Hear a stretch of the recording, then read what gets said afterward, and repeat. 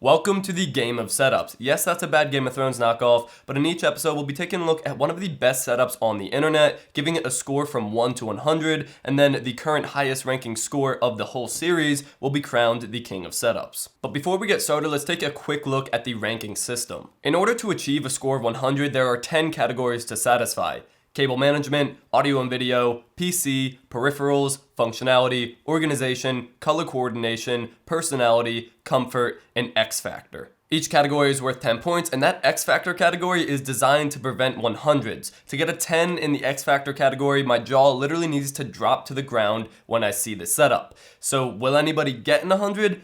Probably not, but technically it's possible. The setup for this episode is called Clean Setup V2 by Reddit user Jespy, linked down below, and we only have 3 pictures of this setup, but damn is it a beautiful, beautiful setup. Cable management is an absolute 10, considering every single cable is tucked away. Even the ones coming out of the PC are zip tied together for neatness, and there's a back wall to the desk that's most likely hiding those cables behind the monitors, but one way or another I can't see any cables, and that's all that matters. For audio and video, we're looking at a solid 8 out of 10. The speakers there are the Edifier M3200s, which are just a decent no-frills pair of speakers, but I docked points here because there are no headphones to be found. Maybe he lives alone, but headphones offer a different sound experience that is definitely worth having for certain occasions. The monitors there are 3 Dell UltraSharp U2414H monitors in surround for a very immersive gaming experience. Props to the clean monitor setup. For the PC, we're looking at another 8 out of 10. The main specs include an i7-5820K, 32 gigs of RAM, a GTX 970 soon to be 1080, and various SSDs for storage. He only got an 8 out of 10 here because a single 970 is not fit to run every AAA title in surround, so he's gonna run into some problems. A dual GPU setup would definitely have been more appropriate. Peripherals is an easy 10. He's got an Xbox One controller there for controller games,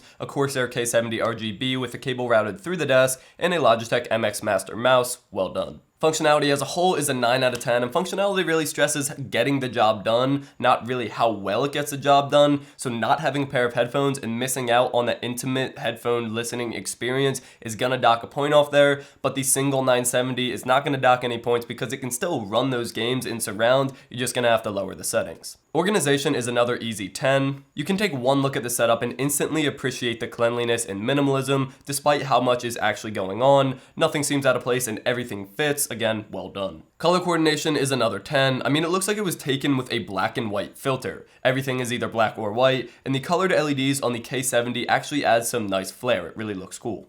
Personality gets a 6. While the whole desk is clean and organized, the only thing that really reveals about him is that he's clean and organized. What gives him that 6 though is the badass custom-made Lego wall art that he made himself hanging over the setup, still color coordinated to the theme. For comfort, I'll give him a 7 out of 10 with the benefit of the doubt. I can't see the chair, but I'll assume it matches and is somewhat comfortable. The carpet also looks soft and vacuumed, but I would have liked to see a footrest of sorts. And last but not least, the X factor. Seeing this for the first time, your eyes naturally go to the monitors, the cable management, and the custom wall art. And honestly, surround setups are pretty common. Cable management is impressive, but also kind of expected, and the wall art is just too small to really make my jaw drop, so for the X factor, he's getting a 5. And overall, this clean surround setup goes home with an 83, and due to a lack of competition since it's the first episode, Jespy is also crowned the king of setups for now. That's gonna be it. If you have any suggestions for what setups to do in the future or anything about this series, let me know in the comments below. Thank you for watching, subscribe to see more content, and as always, stay classy.